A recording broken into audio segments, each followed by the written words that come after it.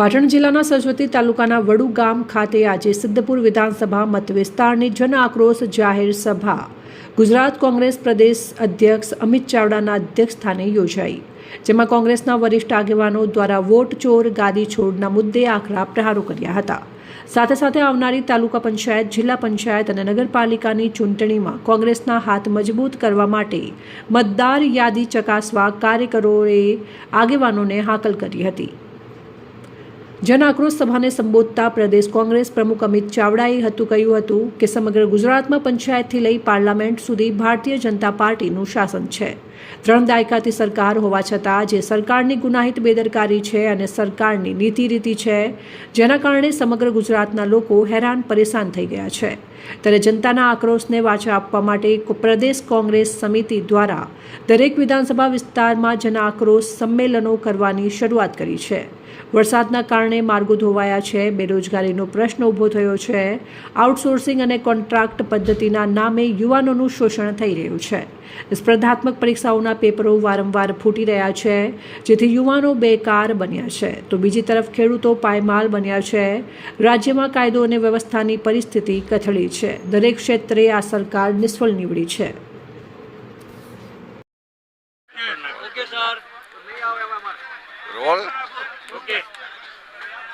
સમગ્ર ગુજરાતમાં પંચાયતથી લઈને પાર્લામેન્ટ સુધી ભારતીય જનતા પાર્ટીનું શાસન છે.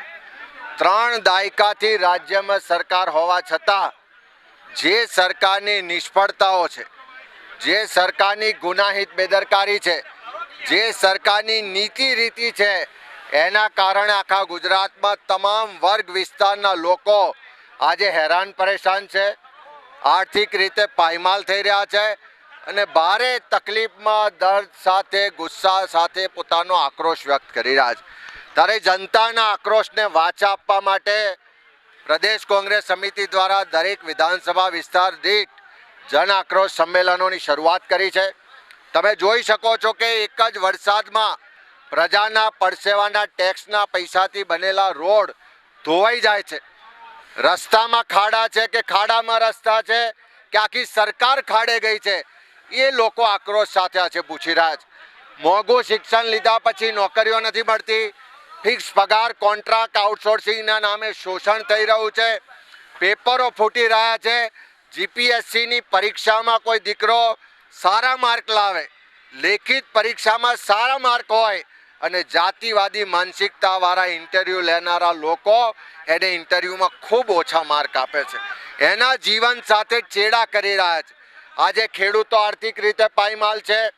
એક તરફ ખોટી જમીન માપણીથી હેરાન પરેશાન છે, કમોસમી વરસાદ ને પૂરની સ્થિતિથી હેરાન પરેશાન છે, ઉત્પાદનના પૂરતા બજાર ભાવ નથી મળી રહ્યા, કાયદો વ્યવસ્થાની પરિસ્થિતિ કથળી ગઈ છે, ગુંડાઓ, બુટલેગરો બેફામ બન્યા છે. આજે નાનો વેપારી હોય કે કોઈ પણ જગ્યાએ ધંધા વેપારો આજે આર્થિક રીતે ખૂબ નુકસાની ભોગવી રહ્યા છે. એટલે બધી જ રીતે આ સરકાર નિષ્ફળ છે, બધી જ રીતે લોકોનો આક્રોશ છે.